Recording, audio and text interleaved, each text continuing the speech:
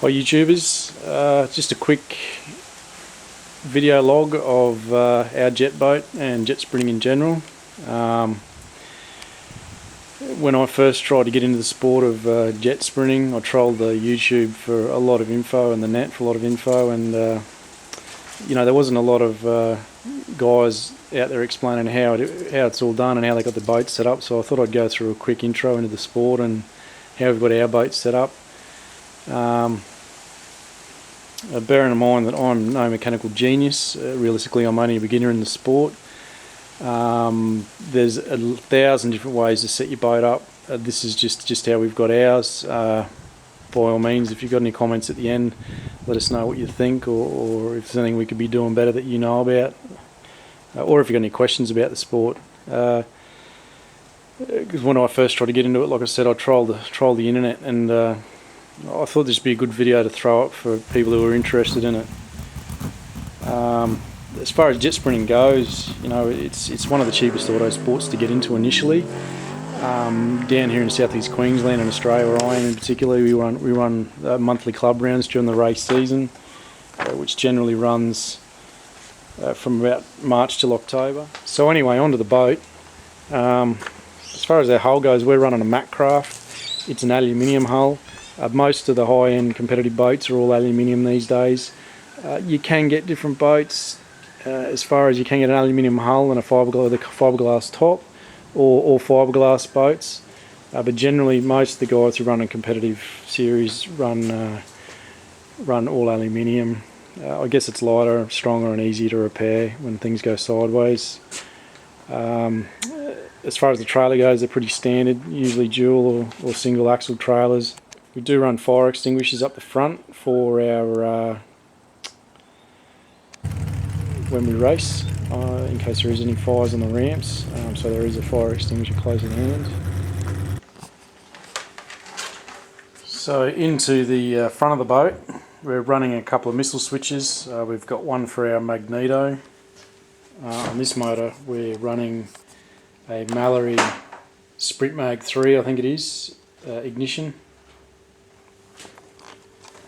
We've also got a missile switch for the ignition, which controls the general DC power in the front end, as well as a start button, bilge pump switch, and indicator lights and whatnot.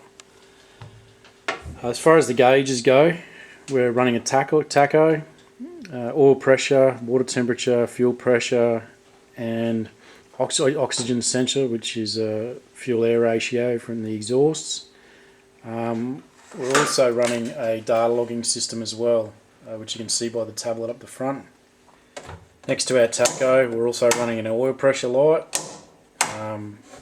which we can see quite easily. So if the oil pressure drops below a certain point when we're running in a race, we see that light come on and we know to shut the engine down as quick as possible to save any damage that might be caused from low oil pressure.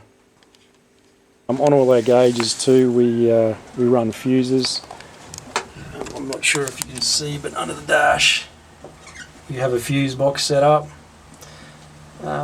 It's just basic fuses that we put fuses on everything. That way, when there is an electrical problem, if something does blow, we can isolate it right down to the particular item that's causing the problem.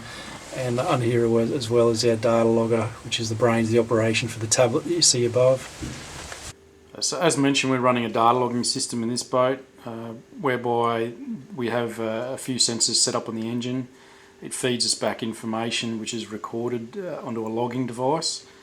Information like air-to-fuel ratios, air intake temperatures, RPM, oil pressure, oil temperature, coolant, battery voltages, also lap times. Also feeds us back a lot of dynamics about the boat, about yaw and roll, acceleration, and latitudes and longitudes for GPS, so it can show us what the boat's doing on the track at any given time, which we can log when we're out of the water on the race day and have a look and see what the boat's doing when we're actually performing, which is a really handy feature.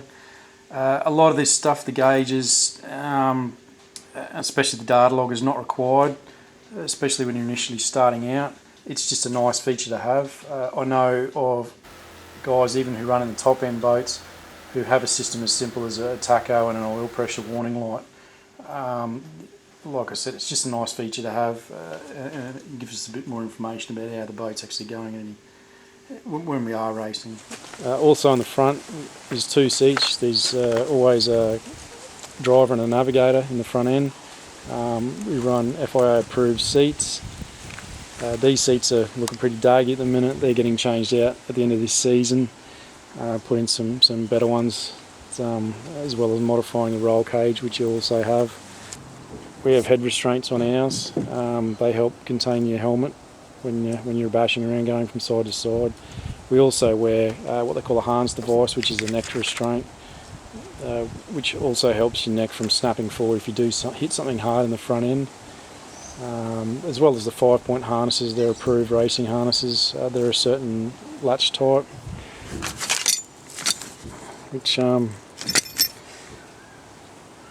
help hold you in the boat so you don't go flying out when you hit something hard.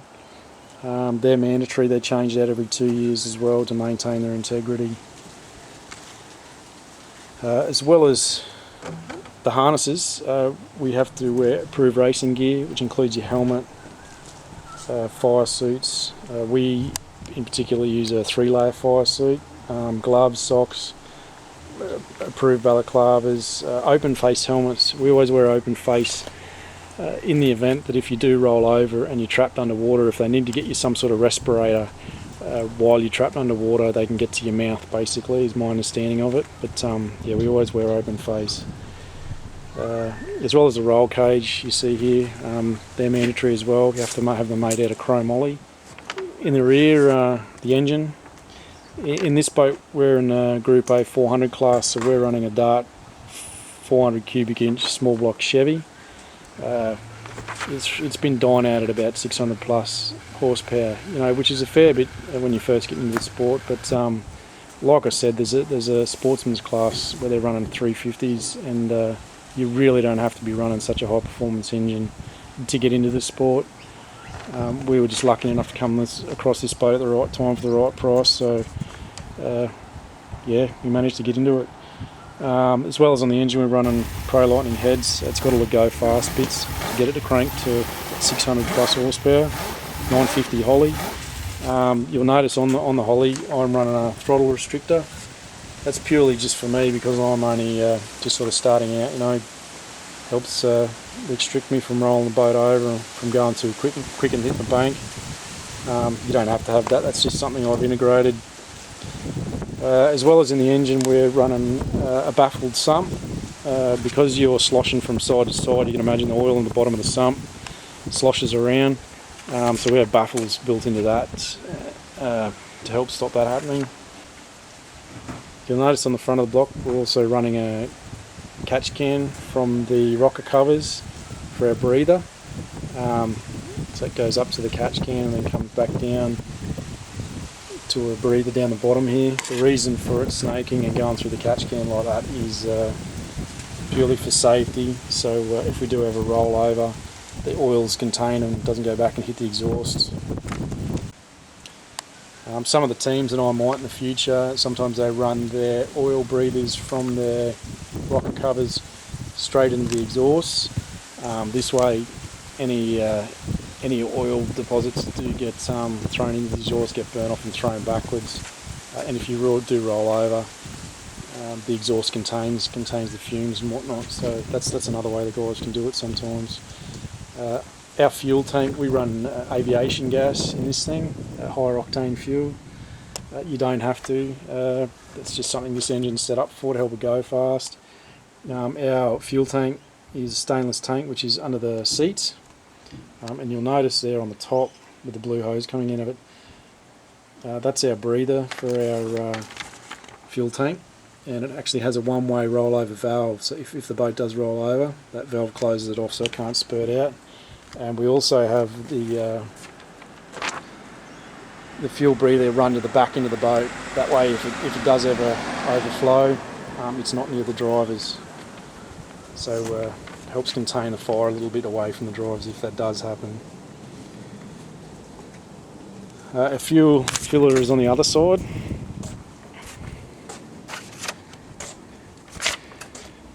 You'll notice it's a metal cap, and it's also recessed. That's so when we're racing we do roll over. We've mounted ours behind the roll cage. In the case of a rollover, the cap won't break off and spurt the drivers with the fuel. Powering the boat, we're running a high-end Odyssey battery. We've also integrated a battery isolator, so it can be for ease of use basically, so we can isolate the battery quickly in the case of a rollover, and also just for general maintenance on the boat we can shut it down quite quickly, which is good, handy feature to have. As well as near the battery too, you'll see water intake for the engine.